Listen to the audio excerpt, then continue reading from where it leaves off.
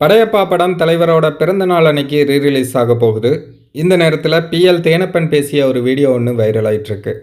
படையப்பா படத்தோட ஷூட்டிங்லாம் முடிந்த பிறகு தலைவர் ரஜினிகாந்த் அவர்கள் செய்த ஒரு மாபெரும் சம்பவம் பற்றி பிஎல் தேனப்பன் பேசியிருந்தார்.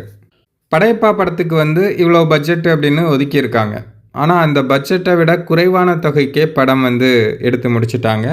படமும் சிறப்பாக வந்திருக்கு. இதை பார்த்த தலைவர் ரஜினிகாந்த் அவர்கள் என்ன பண்ணியிருக்காங்கன்னா, இப்போ எந்த ஒரு தயாரிப்பாளராக இருந்தாலும் என்ன பண்ணுவாங்க, பட்ஜெட்டை விட படம் கம்மியாக வந்ததுன்னா சரி ஓகே சூப்பர் நமக்கு லாபம் அப்படின்னு நினைப்பாங்க.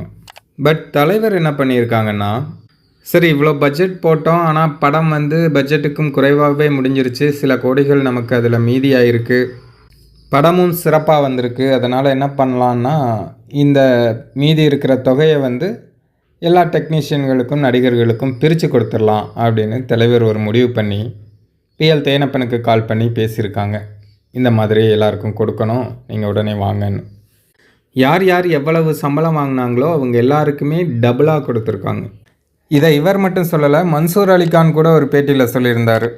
அவர் வீட்டுக்கு போய் நைட் 2 மணிக்கு கதவை தட்டி எக்ஸ்ட்ரா பணத்தை கொடுத்தாங்களாம்.